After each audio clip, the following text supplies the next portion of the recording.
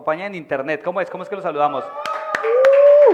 Eso, excelente, que se sientan en familia. Todos los que están conectados allá desde Portland, desde Carolina del Norte, están conectados desde aquí, desde Colombia, están en Bogotá, están en Guatavita, en Cajicá, en Zipaquirá, en Sopó, también hay gente conectada. Bueno, que Dios los bendiga. Gracias a todos los que se conectan y los que se conectan aquí en Santa Marta, que esperamos puedan venir a acompañarnos pronto aquí a nuestras reuniones cuando se sientan lo suficientemente tranquilos con todas las medidas que se han tomado, y los esperamos acá. Así que bienvenidos. Hoy tenemos el episodio número 6 de la serie de Apocalipsis. Creo que ha sido una bendición. ¿Cómo les ha parecido la serie de Apocalipsis hasta el momento? ¿Qué tal? ¿Bien? Hemos ido como aprendiendo muchas cosas. Bueno, hoy tenemos un episodio que la verdad ha sido para mí un reto desarrollar y escribir la enseñanza.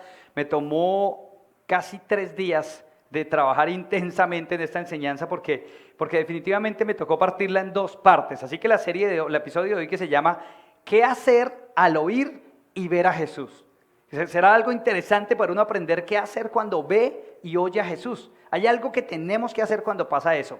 Y Apocalipsis nos va a enseñar por lo menos qué hizo Juan. Y creo que es una buena señal para nosotros aprender qué hacer. Así que esto lo vamos a usar en 2 partes. La parte número 1 de esta enseñanza la vamos a ver hoy. Y la parte número 2 la vamos a ver dentro de 8 días. Así que yo los invito a que abra su Biblia, Apocalipsis capítulo 1. Y vamos a estar estudiando desde el versículo 11 que quedamos la semana pasada, y la serie completa, el episodio de hoy, el episodio de la próxima semana, vamos a llegar hasta el versículo 20, acabando así el primer capítulo de Apocalipsis. O sea que nos ha tomado 7 enseñanzas el primer capítulo de Apocalipsis, y creo que tenemos que caer en cuenta que ese primer capítulo ha estado enfatizando en algo importante, y es en quién es Jesús. Nos ha mostrado muchas cualidades y atributos de Dios que tiene Cristo y que mostramos y se ven en Jesús. Así que es muy importante, pero así como digamos que hemos aprendido cosas, hay que hacer advertencias en la lectura de Apocalipsis. Y yo quiero hacerles una advertencia bien importante, y es que, ¿cómo se ven esas 2 ventanas ahí? ¿Se ven parecidas, sí o no? Se ve una como la otra. Bueno, hay una palabra clave que tenemos que tener en cuenta, no solo en este capítulo de Apocalipsis, sino en todos los siguientes capítulos, que es semejante a o como tal cosa. ¿Listo? Porque es diferente pensar que algo es o que algo es como. O sea, es un ejemplo, porque recordemos que Juan está viendo algo que él nunca había visto, y él está tratando de explicar lo que él está viendo como algo que él conoce. ¿Sí me hago entender? O sea, no es que vamos a estar pensando cosas que no son. Eso es como que tenemos que tenerlo en cuenta. Eso es importante. Así que con esto acompáñeme al GPS de hoy, y después de esto me acompaña a orar. El GPS de hoy, que es el de hoy dentro de 8 días, son 5 puntos. Toda la enseñanza del versículo 11 al versículo 20. El primero es, al oír su voz yo, ¿qué hago cuando oigo la voz de Jesús? El segundo punto es, ¿qué fue lo que vio? Porque él voltea y ve algo que nos va a describir. Entonces tenemos que analizar qué fue lo que vio, y esto es muy clave para poder entender los siguientes capítulos que vienen de Apocalipsis. Después vamos a ver al verlo yo, o sea, lo primero es que lo oye, después voltea y ve algo, vamos a ver lo que describe, y después qué hace cuando ve eso, y ahí vamos a aprender nosotros qué tendríamos que hacer. Después hay una lección interesante, y es que lo que yo siempre les digo, o sea, nada de lo que yo hago me lo inventé yo. O sea, realmente lo que hacemos acá en Iglesia Camino, hemos modelado a Jesús, el estilo de liderazgo, la manera en la que Jesús hace, la forma en la que hacemos las cosas. Esto está directamente relacionado con lo que Jesús nos ha enseñado en su palabra. Así que vamos a ver, si ustedes ven siempre en las enseñanzas yo doy un GPS. Bueno, ¿de quién aprendí? De Jesús. Porque el primer GPS que yo entendí en la Biblia está aquí en Apocalipsis. El versículo 19 es el GPS de Apocalipsis, y lo vamos a ver dentro de 8 días. Y por último es, no hay misterios, porque es muy interesante ver cómo la gente cree que Apocalipsis es un libro lleno de misterios y de cosas místicas, y creo que en las últimas 6 enseñanzas nos hemos dado cuenta que no, que es todo lo contrario, es un libro de revelaciones, o sea, de mostrar cosas que no entendíamos, pero cosas que pueden transformar nuestra vida y que van a guiar nuestra vida hacia donde Dios quiere que sea. Así que acompáñenme a orar, por favor.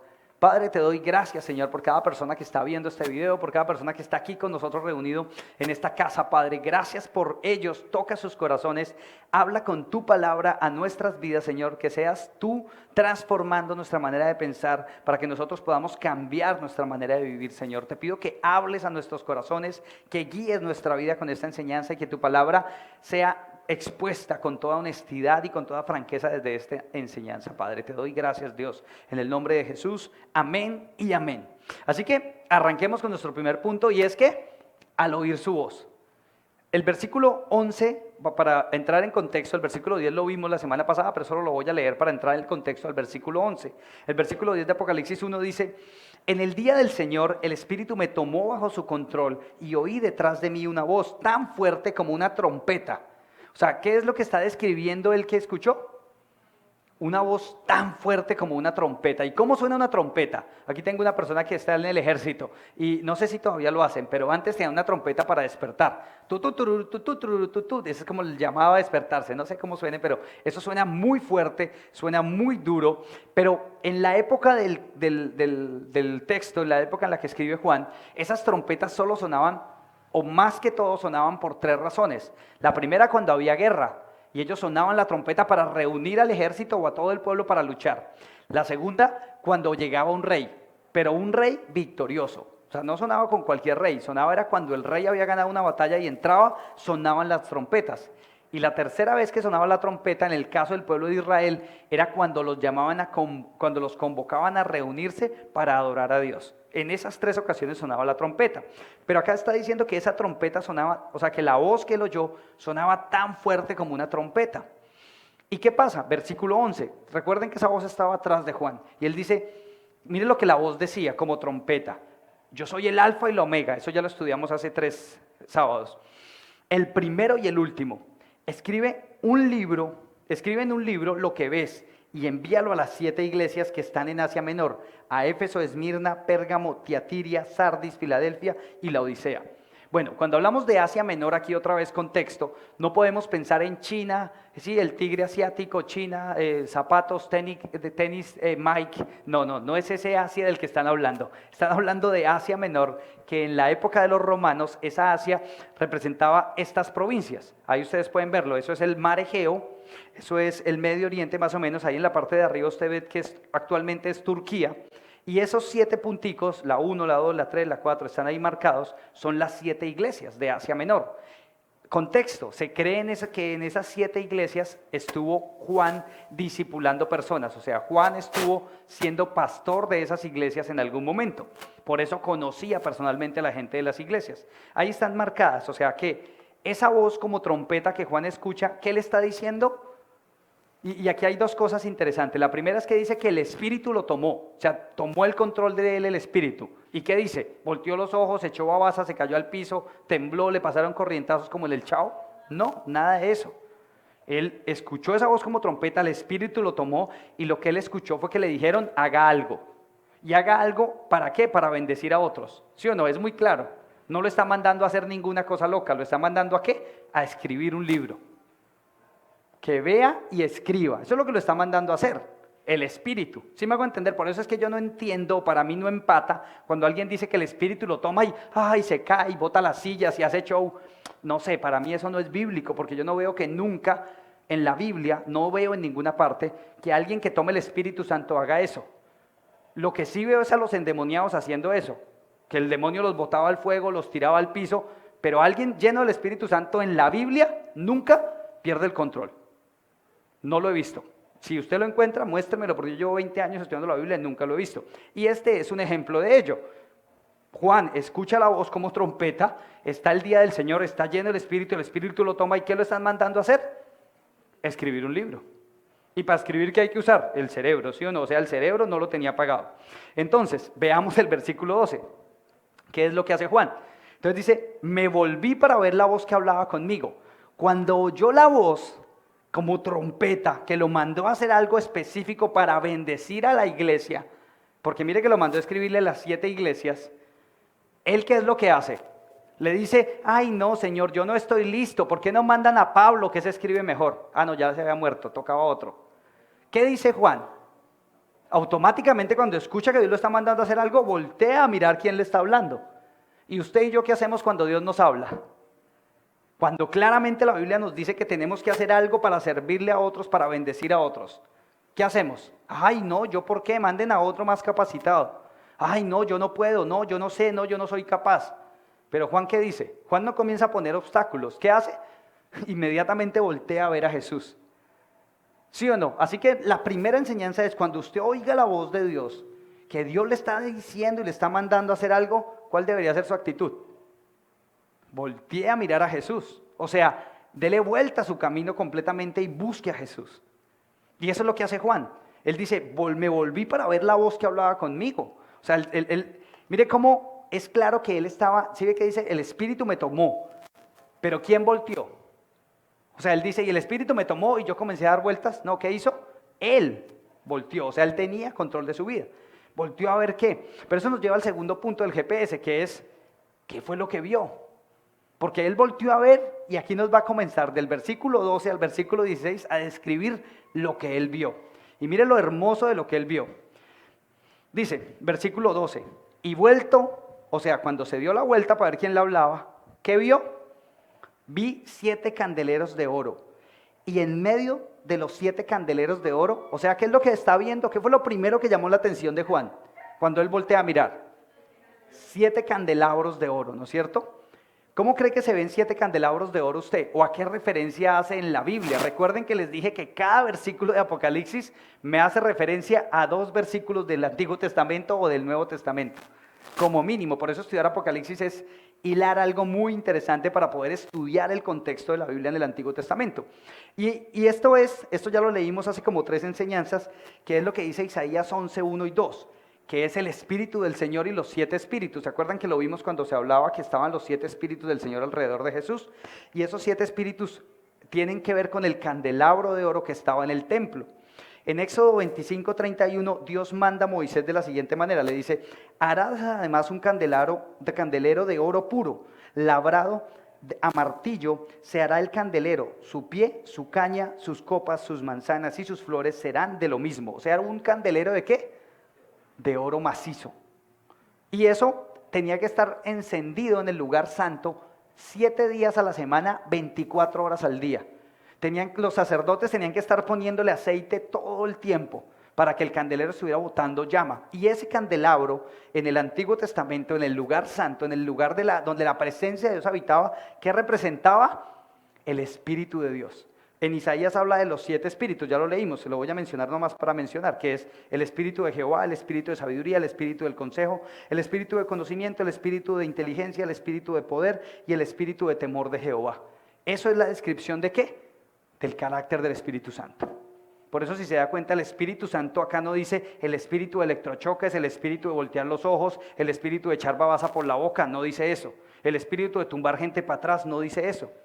Mire que dice el espíritu de inteligencia, el espíritu de poder, el espíritu de consejo, el espíritu de conocimiento. Dígame de qué están hablando ahí, sino de avanzar en su mente, de crecer. Eso es lo que hace el Espíritu Santo. Y temor a Jehová. Porque cuando usted entiende quién es Dios, no le queda de otra que temerle, ¿sí o no?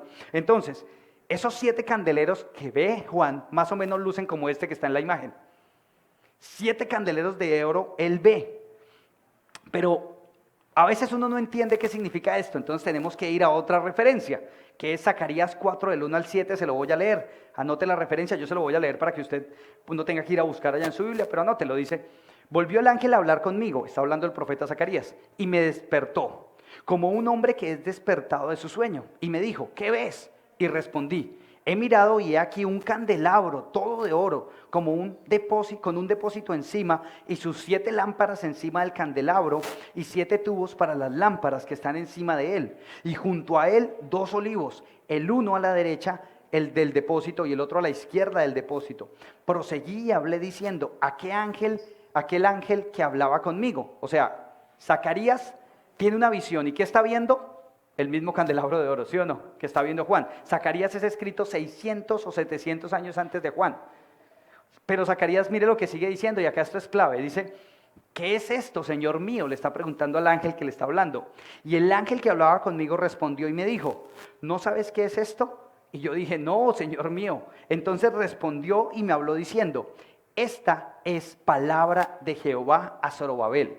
Zorobabel era uno de los gobernantes que estaba ahí. O sea que Dios le está diciendo a Zacarías que vea ese candelabro y que entienda lo que tiene que ir a decirle a Zorobabel. ¿Qué dice? No con ejército ni con fuerza, sino con mi espíritu, ha dicho Jehová de los ejércitos.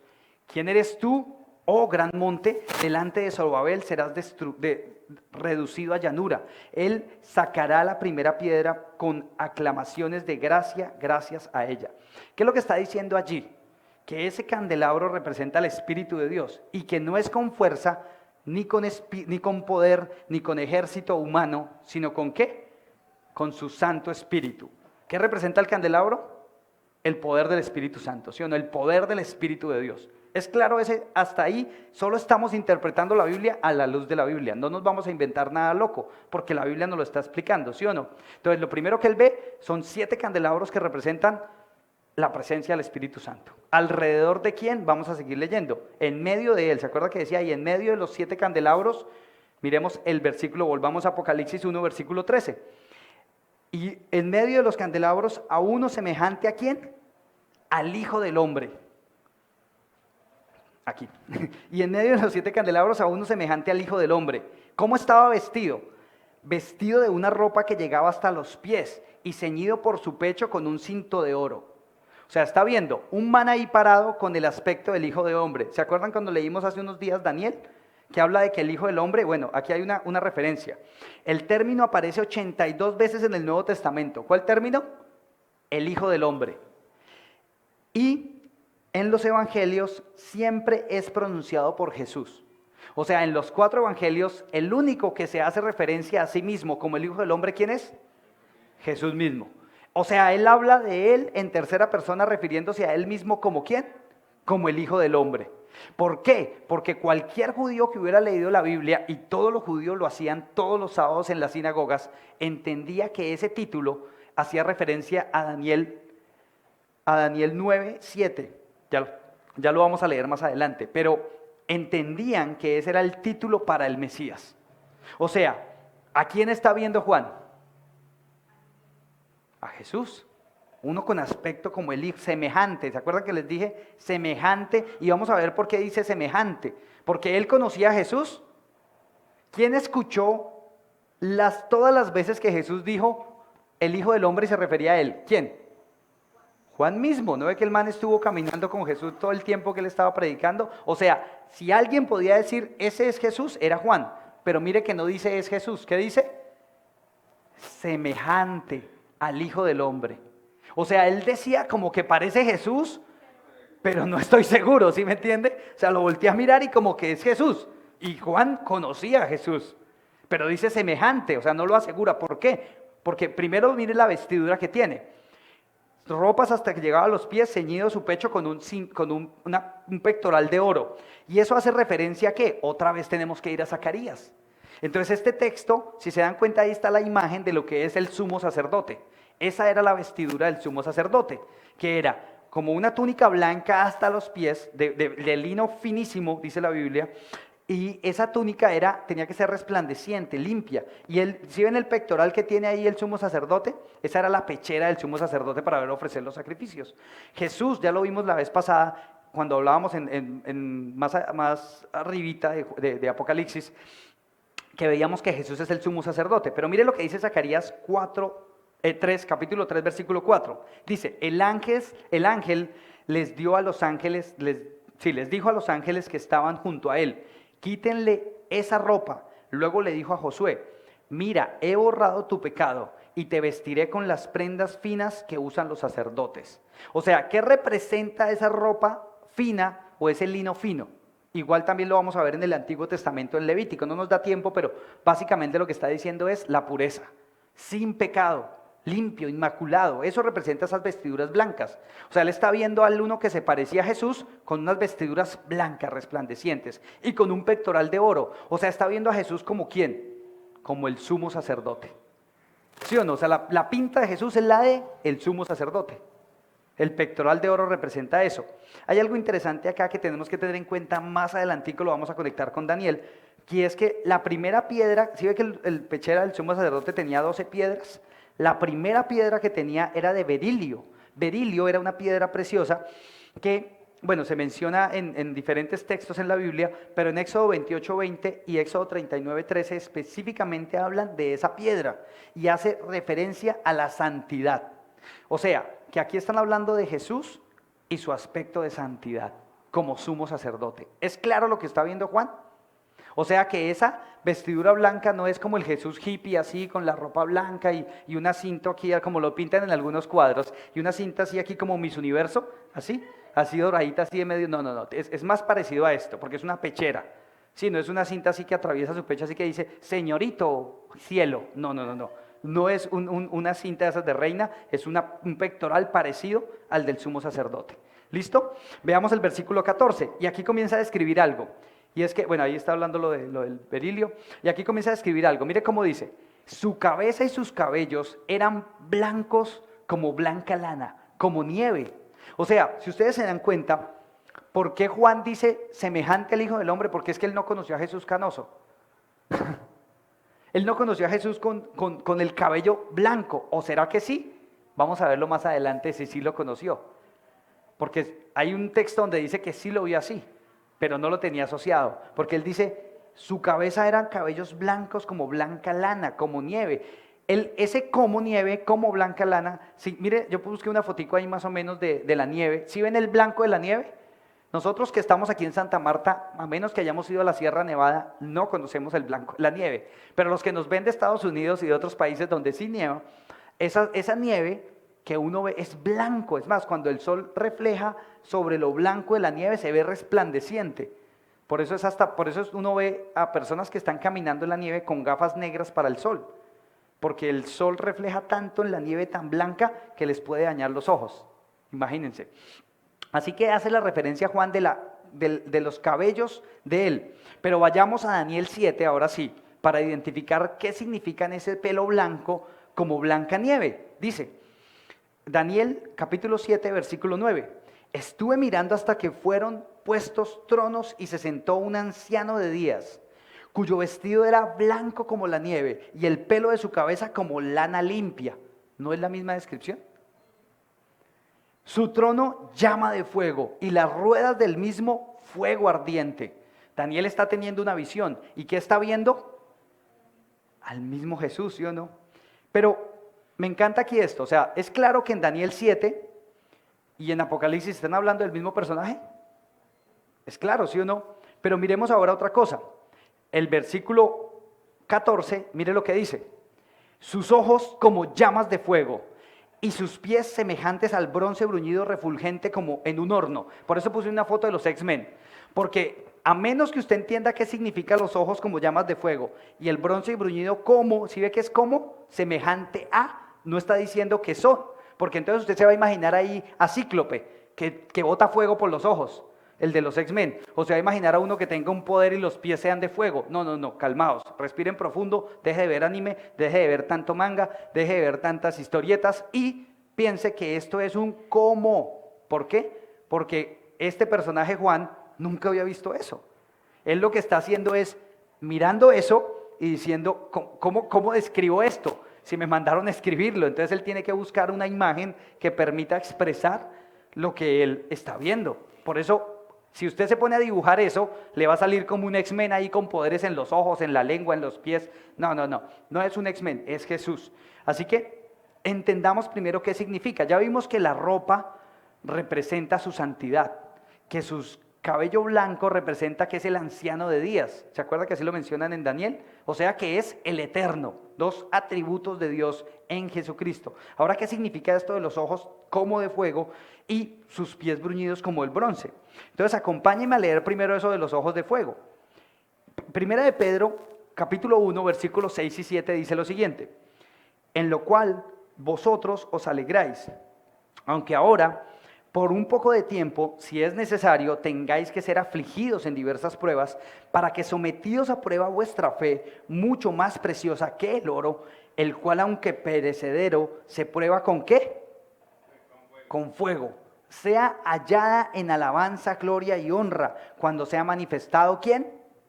Jesucristo. ¿Cómo se prueba la fe? Con fuego. ¿Y quién va a probar la fe o quién va a descubrir qué es lo que hay en nuestra fe? Cuando sea manifiesto, ¿quién? Por eso es que sus ojos son como ¿qué? Como llama de fuego. No es que el man sea Gambito, Gambito no, sino el otro, Cíclope. No es que el man sea Cíclope y bote poderes por los ojos. Es que es una mirada tan profunda, tan penetrante, que purifica el oro, que es como el fuego. Mire cómo ponía esta frase yo: el fuego quema toda impureza, destilando solo el oro más puro y valioso. Así el Señor nos refina en sus pruebas para obtener lo más sólido de ¿qué? De nuestra fe. O sea, por eso es que las dificultades forman el carácter del cristiano, porque el fuego forma nuestro carácter. Aparte, hace una vida más emocionante, ¿no? Qué aburrición, todo bien, que todo le salga uno bien. Ay, no, chévere que le salga uno cosas para ir aprendiendo. Mire lo que dice Santiago 1:3. Dice, la prueba de vuestra fe produce ¿qué? Paciencia. Y en otras versiones dice constancia. Y a mí me gusta eso porque es perseverancia, permanecer. Y entonces yo ponía esta frase, dice, Dios no quiere que pongamos un signo de interrogación en nuestra fe. O sea que, ¿será que sí tengo fe? ¿Será que sí confío? ¿Será que no confío? No, Dios no quiere eso. Sino Él quiere que pongamos un punto, o sea que su fe sea una certeza. Un punto que significa que tenemos por Él una fe consolidada, perseverante, continua, porque al final de su obra es para nuestro bien.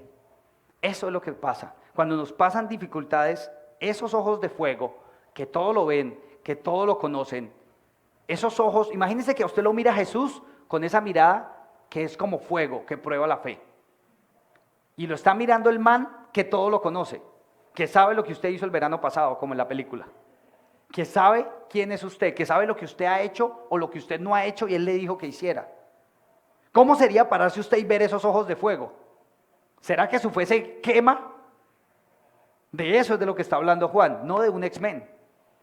Está hablando de el hombre que todo lo ve, que todo lo conoce y que su mirada es tan penetrante que nos desnuda, porque su mirada quema lo que hay.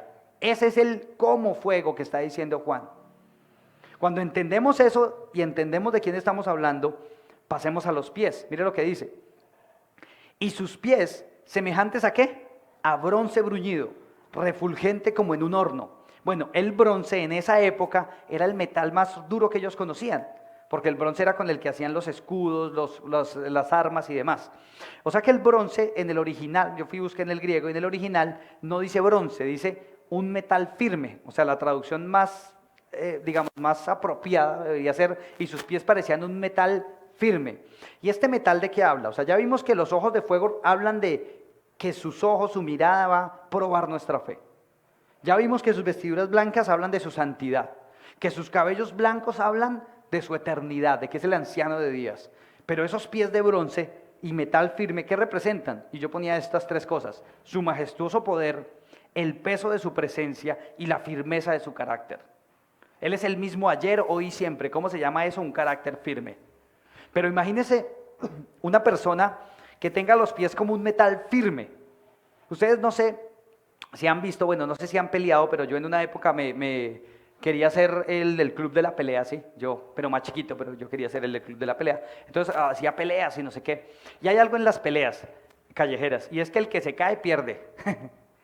No sé si pasa lo mismo en el ejército, pero el que se deja caer pierde, porque el otro se le echa encima y perdió. O sea que si hay algo importante para pelear o para enfrentar a un enemigo en una batalla cuerpo a cuerpo, es pararse firme, ¿sí o no?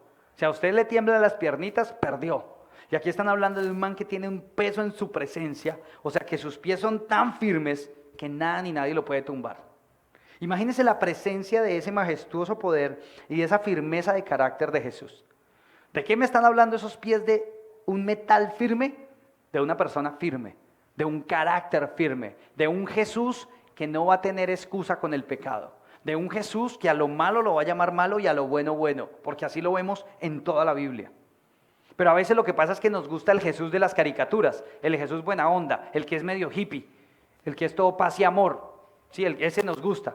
El Jesús que es, todo bien, no, Jesús es este ser todopoderoso. Por eso es que Apocalipsis es el libro que revela quién es Jesús. Y si se han dado cuenta, no hemos salido del primer capítulo. ¿Y cuántas veces nos han descrito a Jesús? Porque usted, si no entiende quién es Jesús, no va a entender el resto del libro. No va a entender el resto de Apocalipsis si no sabemos de quién estamos hablando. Porque más adelante dice que Jesús habla y todos se mueren. Uy, y uno diría, ay, tan exagerados. Pero cuando usted entiende que es este personaje, entonces ya entiende, ah, claro, es que el man habla y se murieron. Pero el punto es que a veces nosotros cómo comportamos con Jesús o cómo tratamos a Jesús, como si fuera cualquier persona. Miren lo de la voz, dice, y su voz como un estruendo de muchas aguas. Yo no sé los que no vivan cerca al mar, pero nosotros vivimos cerca al mar y cuando llueve, eso suena duro. Y uy, no, uno le da como susto. Y entre más cerquita usted al mar, más duro suena. Y cuando el mar se alborota y le pega a las piedras, eso suena duro. Y dice que su voz es como ¿qué? Como el estruendo de muchas aguas. Y yo no sé, cuando yo estudié teatro cuando estaba en el colegio, y algo que me enseñó el profesor y todavía me sirve mucho es proyectar la voz, y eso cuando predico en la calle, desde el diafragma. Entonces tomar aire, poner el aire en el diafragma y proyectar la voz. Eso hace que la voz de uno tome una fuerza. Y no es, digamos, una manera de dañar la garganta. Hay personas que apretan la garganta. Bueno, los que saben de canto saben más de eso que yo. Pero lo cierto es que para que usted proyecte su voz y hable fuerte, eso como que le da a uno escalofrío, ¿sí o no? Cuando alguien habla fuerte y tiene una voz gruesa y habla duro, uno como que siente esas ondas de la voz muy fuertes. Bueno, acá dice que la voz de él era como ese estruendo de muchas aguas. Y les voy a decir otra cosa que me parecía curioso. Y Juan sabía que Jesús hablaba así. ¿Se acuerdan una escena en el Evangelio cuando Jesús está durmiendo, los discípulos van en la barca, él va durmiendo en la barca y hay una tormenta en el mar? Y ellos se asustan y piensan que se van a morir. Y van y lo despiertan y le dicen, maestro, nos morimos. Y Jesús los mira como, estos manes no dejan ni dormir. No, mentiras, eso lo digo yo. Pero bueno, la Biblia dice que el man se levanta y le dice al mar y al viento que se callen, que enmudezcan. Ahora entendemos por qué le pudo decir eso al mar y al viento en medio de una tormenta. Porque su voz suena más duro que la tormenta. Pero cuando usted y yo estamos en una tormenta, somos peor que los discípulos. Porque ni vamos a buscar a Jesús. Porque los discípulos fueron y maestros, nos vamos a morir. Bueno, esos por lo menos lo despertaron. Pero usted y yo estamos en una tormenta y ay, no, déjenme solo, yo me quiero morir. No, nadie me quiere, todos me odian, me voy a comer el gusano. No, vamos a buscar a Jesús. Porque sin importar la tormenta que sea, Él tiene una voz que es el estruendo más grande que muchas aguas. ¿Y qué hace cuando Él habla? Se calma la tormenta. Pero a veces usted y yo estamos en medio de la tormenta y no buscamos al que puede callar la tormenta. Entonces ahí va, habla de qué esa voz de tormenta, de estruendo de muchas aguas, de qué habla de Jesús, de su poder y su autoridad. Mire cuánto hemos visto solo con la descripción de Juan.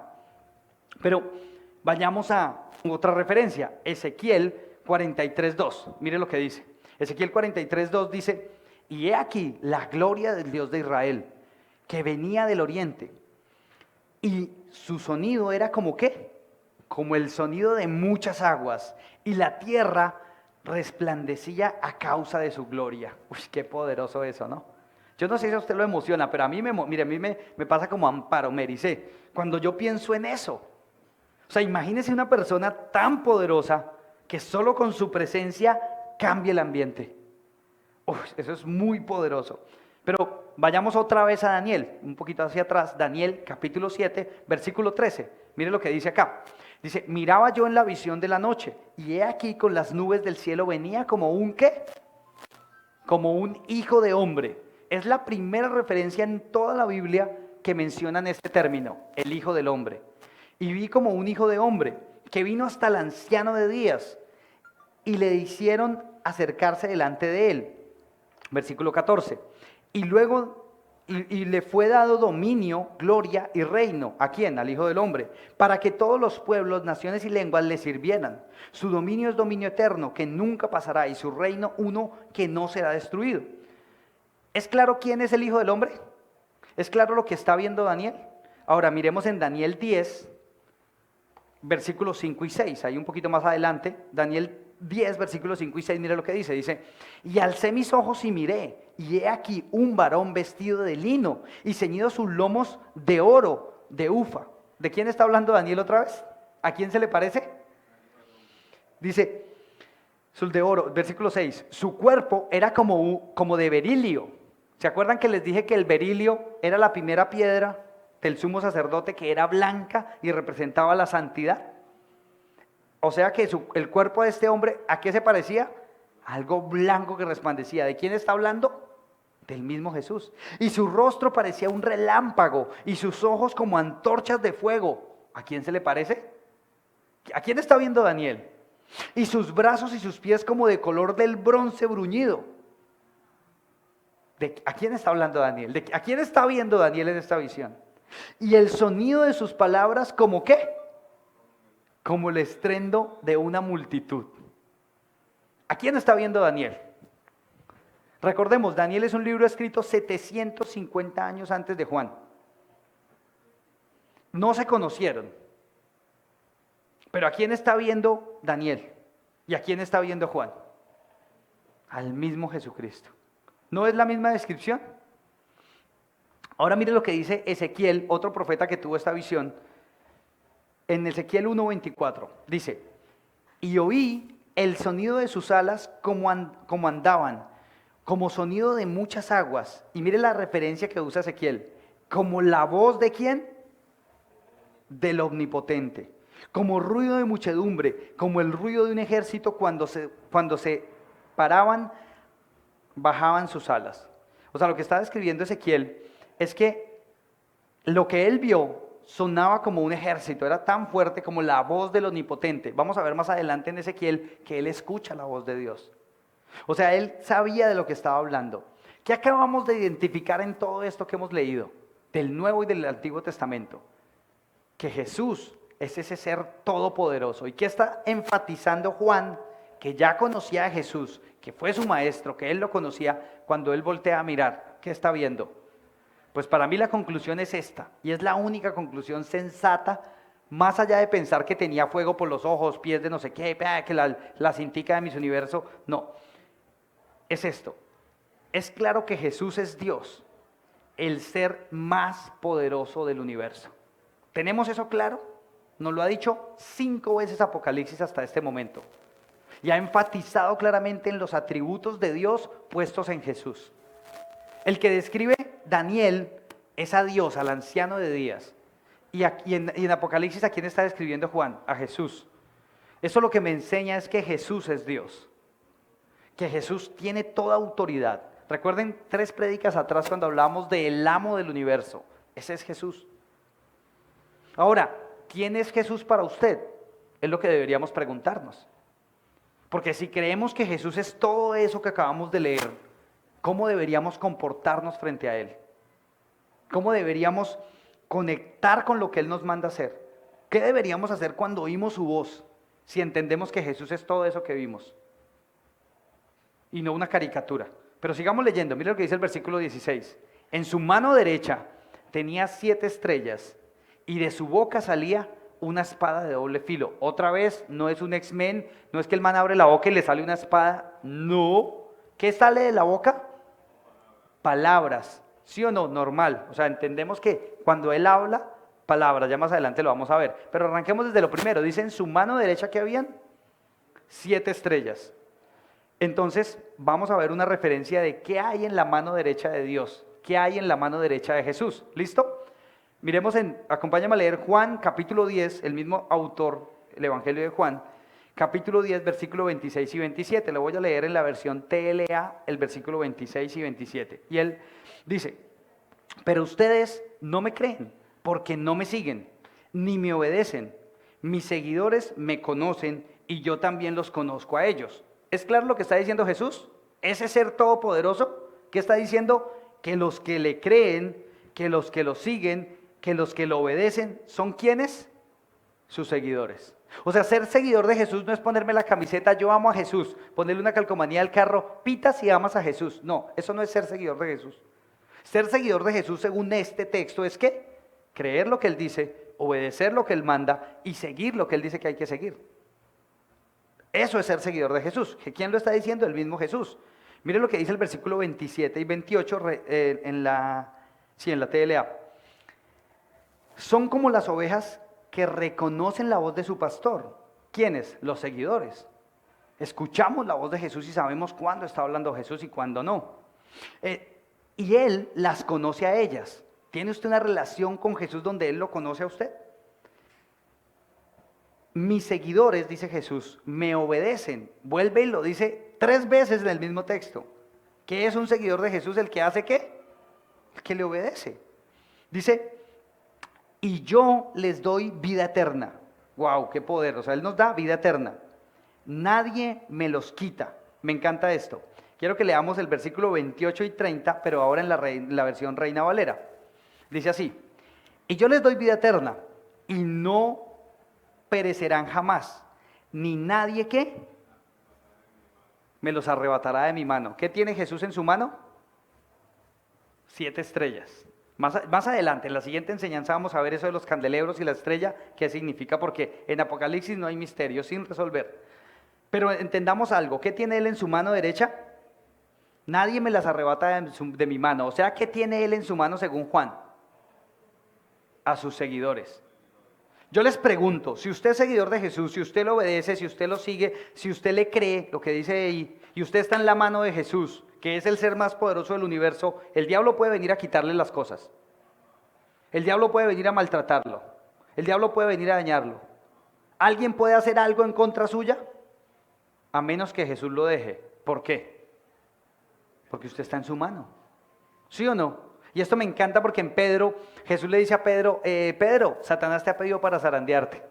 Y me encanta eso, porque Pedro, imagínense que a usted Jesús le dijera, Héctor, Satanás lo ha pedido para zarandearlo. Uno que hace, ay, ¿cómo así Jesús? Pero, ajá, y entonces no me va a cuidar. Y Jesús ¿qué le dice? Pero tranquilo, yo estoy orando para que tu fe no falte. O sea, Él no está orando para que Satanás lo destruya. Él no está orando para que reprendo al diablo, lo echo para afuera, lo exploto, lo mando para... No está haciendo estupideces Jesús. Jesús, ¿qué le está diciendo a Pedro? Yo estoy orando para que, ¿qué? Para que su fe no falte. Porque el problema de cuando Satanás viene a hacer algo, cuando nos pasan pruebas o dificultades, es que lo que falla es que nos falta, ¿qué? Fe. ¿Y se acuerda que la fe se prueba como los ojos de fuego? O sea que si estamos en la mano de Jesús y le obedecemos, lo seguimos y creemos lo que Él dice, ¿alguien nos puede arrebatar de su mano? Nadie, ¿sí o no? Entonces esa es la seguridad del creyente. Mire lo que sigue diciendo. Me encanta esto que dice el versículo 29 y 30. Mi Padre que me las dio es mayor que todos. O sea, ¿quién es más grande que Dios? Mi mamá tiene una frase que todavía usa y es que más que Dios nadie puede. Me encanta. Esa es la frase más teológicamente aceptada que mi mamá puede decir. Y es, más que Dios, nadie puede. Y Jesús aquí está diciendo lo mismo. Mi Padre me las dio y nadie es mayor que Él. Él es mayor que todos. Y nadie las puede arrebatar. ¿De dónde? De la mano de mi Padre. Yo y el Padre,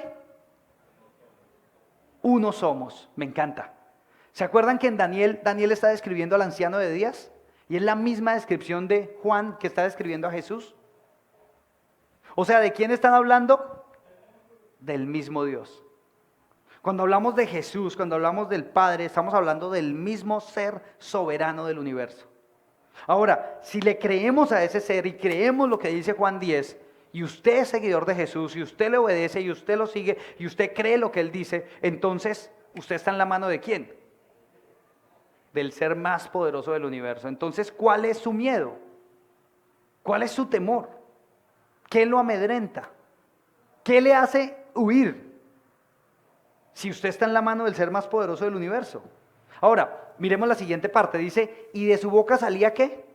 Una espada de 2 filos. Entendamos esto de la espada. En Hebreos 4:12 dice lo siguiente.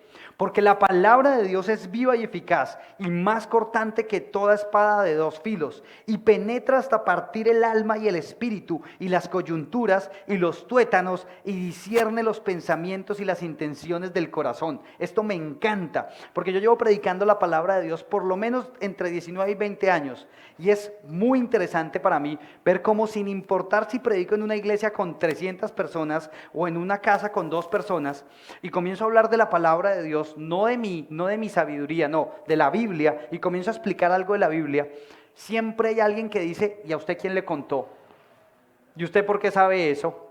Es más, hay gente que me decía, ¿y a usted quién le dijo? ¿Usted me está chismoseando el Facebook? No, no, no, es que yo estoy predicando la Biblia. ¿Y la palabra de Dios qué es lo que hace? Discierne el alma, el espíritu y rompe al ser humano por dentro. La palabra de Dios nos desnuda. ¿Dónde nos le escondemos al ser más poderoso del universo?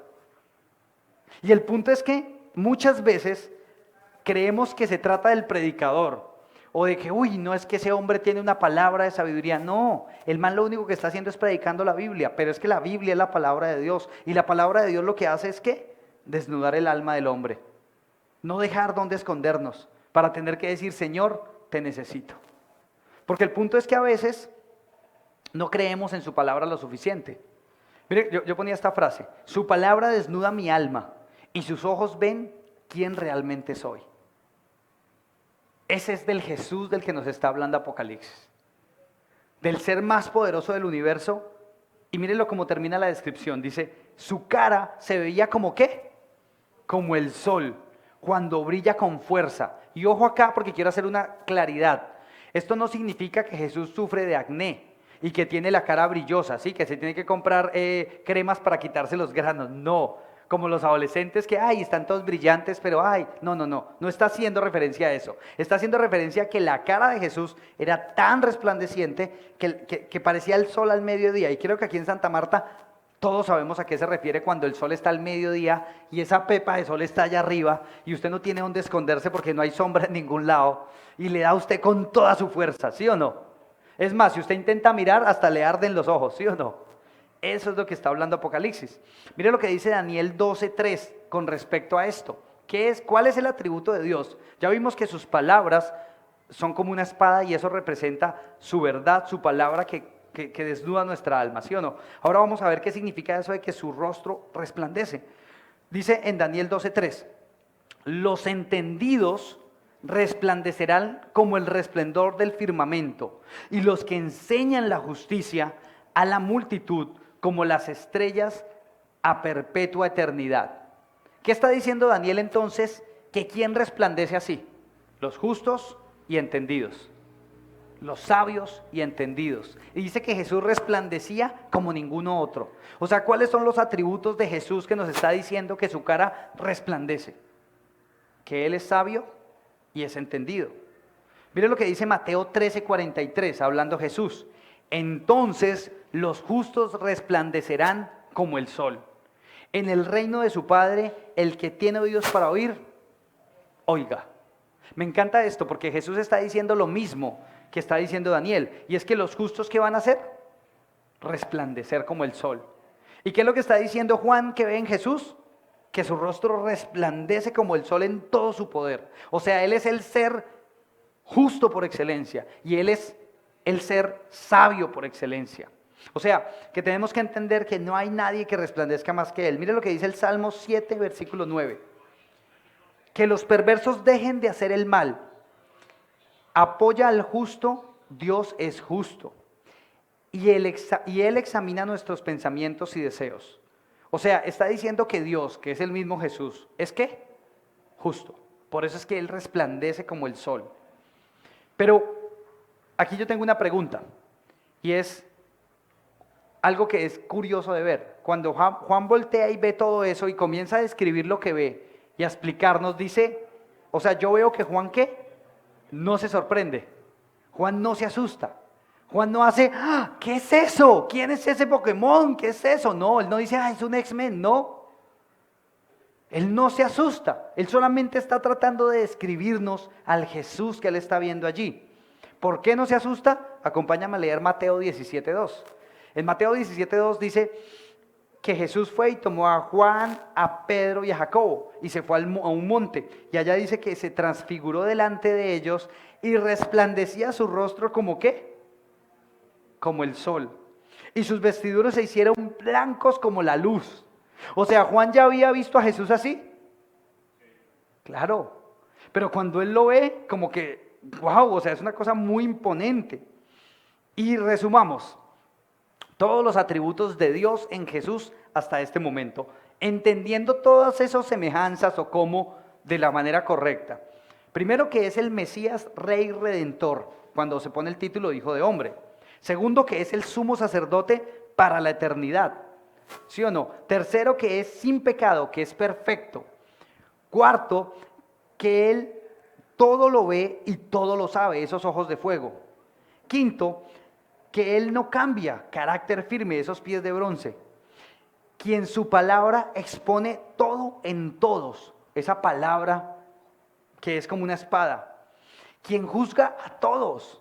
¿Se acuerdan que hablábamos de que su rostro resplandece y habla del que es el justo y que es sabio? Y eso es el último atributo que acabamos de ver, que Él es el justo y rey sabio. ¿Es claro de qué Jesús estamos hablando?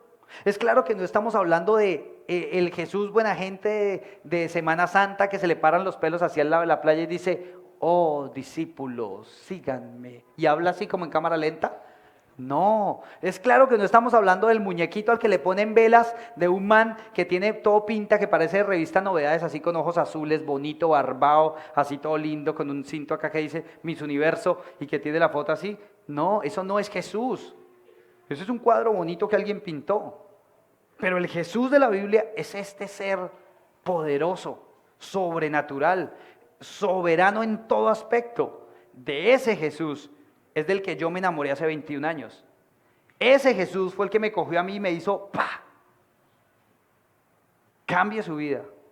Porque yo, el ser más poderoso del universo, me intereso en usted. Y es lo mismo que hoy Jesús les quiere decir a ustedes. El ser más poderoso del universo les ha dicho a ustedes, yo los amo. El ser más poderoso del universo les ha dicho a ustedes, no tengan miedo porque yo estoy con ustedes. El ser más poderoso del universo les ha dicho a ustedes, si ustedes me siguen, yo los voy a tener en mi mano y nadie los va a arrebatar. ¿Por qué nos cuesta tanto trabajo seguir a ese Señor? Someternos a ese ser todopoderoso. A veces lo que yo les digo, a veces la gente piensa que yo soy valiente. La gente, y los que me conocen saben que no lo soy. Mi esposa sabe que yo no soy valiente. Soy alzado, que es diferente, pero valiente no. A mí me da susto hacer las cosas. Lo que pasa es que cuando yo voy y oro y el patrón me dice hágale, yo ya no tengo por qué temer. Porque si yo temo estoy dudando de Él. Y yo no decidí hace 20 años no volver a dudar de Jesús. Y si Jesús me dice que haga algo, yo lo voy a hacer. Para terminar, quiero que usted rápidamente, este punto lo vamos a desarrollar dentro de 8 días, pero quiero terminar con esto. Y es que dice Juan que al verlo, o sea, después de que Juan ve todo eso, ¿qué le pasa? Caía a sus pies como muerto. Porque cuando usted siente la presencia del ser más poderoso del universo, no le queda de otra, sino rendirse a sus pies. Y esto una vez más quita lo que ya les decía hace 8 días. Solo en una ocasión en toda la Biblia dice explícitamente que alguien se cayó hacia atrás en la presencia de Jesús. Y es cuando vienen a arrestarlo y Él les dice, yo soy. Y los que vienen a arrestarlo se caen hacia atrás. De resto, todas las veces que la presencia de Dios llega delante de alguien, ellos caen de frente, porque se acuerda que Juan estaba así, voltea y lo ve, y cuando lo ve, él cae postrado ante él. De frente postrado ante él, así. Por eso es que es ridículo y para mí es una estupidez ver cómo las personas creen que son Goku y el poder, ¡pum! Y botan la gente, ¡ah! Y todos se caen. Eso se llama histeria colectiva, pero no está en la Biblia. Pero lo que sí veo en la Biblia es que usted se tiene que rendir ante el ser más poderoso del universo. Y usted termina de frente, postrado frente al ser más poderoso del universo. Pero ese mismo ser, ese mismo hombre y ser y Dios tan poderoso, mire lo que dice. Y ahí es donde quiero que usted termine conmigo hoy. Y Él puso su diestra, o sea, la diestra del hombre más poderoso del universo. Mi mano es chiquitica. Yo trabajaba en una empresa donde habían rusos y esos rusos tenían una mano que le daba como 3 vueltas a la mía. Yo soy grandotes esos manes, esos los hicieron como en un molde de gigantes. Son grandotes esos manes todos. El hijo del ruso que tenía 12 años era más grande que yo, o sea, calcule, esos manes son gigantes. Pero si la mano de un man de esos que mide como 2'10", se la ponen a uno encima y le da uno susto, imagínese la mano del ser más poderoso del universo. Que se la pone, cuando el man cae como muerto frente a él, dice, y puso su diestra sobre mí diciendo, ayúdeme a leer lo que dice ahí. ¿Qué le dijo? No temas, yo soy el primero y el último. O sea, como quien dice, fresco Juan, yo soy su amigo, yo sigo siendo su maestro, yo sigo siendo el que lo amó a usted. Soy todo esto, el ser más poderoso del universo, al único que deberíamos tenerle miedo. Eso lo vamos a ver dentro de 8 días. ¿Pero qué nos dice? No teman. porque Él es el mismo, Él es Jesús. Por eso es que entiendo cuando Primera de Juan dice: el perfecto amor echa fuera todo el temor. Y con esto quiero terminar. Y es, piensa en todos los temores que usted pueda tener. Creo que hemos aprendido quién es Jesús, ¿sí o no? ¿A quién le hemos rendido nuestra vida? ¿Quién es el que nos va a sacar de todos los problemas, de todas las tormentas? ¿Quién tiene el poder si le obedecemos, lo seguimos y comenzamos a creer lo que Él dice? Y ese mismo ser tan poderoso nos dice ¿qué? No teman. Él está con nosotros. Así que ahí donde usted está, cierre sus ojos y acompáñeme a orar. Padre, te doy gracias, Señor. Gracias porque tú eres bueno, Señor. Porque tu misericordia es para siempre, Señor. Porque a pesar de que eres el ser más poderoso del universo, eres un hombre y un Dios cercano a nosotros, que nos dice: no teman, yo los amo, yo estoy con ustedes. Yo quiero acompañarlos, no importa el reto que tengan, yo estoy con ustedes.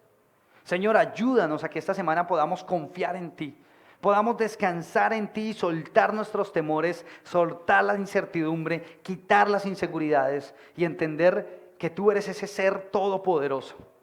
Vamos a entrar en una parte de Apocalipsis que ahora nos va a mostrar cuáles son las consecuencias de no obedecerte, de no seguirte, Señor. Pero primero tú has encargado a través de todos estos versículos de afirmar en nuestro corazón quién eres tú. ¿Quién eres tú en Dios y que eres Dios?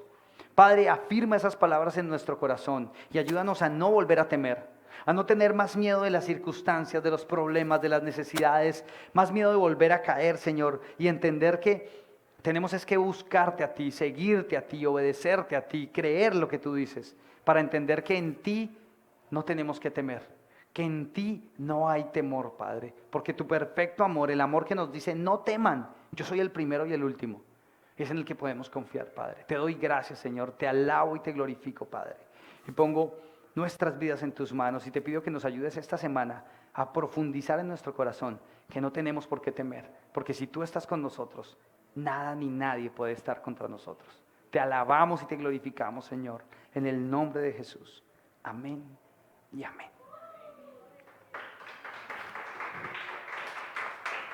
Muchas gracias por acompañarnos hoy, gracias por orar con nosotros, gracias por compartir estas enseñanzas en sus muros, en Facebook, en todas sus redes sociales, y gracias a todos los que dan y apoyan este ministerio con sus finanzas, porque son ustedes los que nos ayudan a sostener lo que hacemos. Que Dios los bendiga, gracias, nos vemos mañana en el devocional, chao.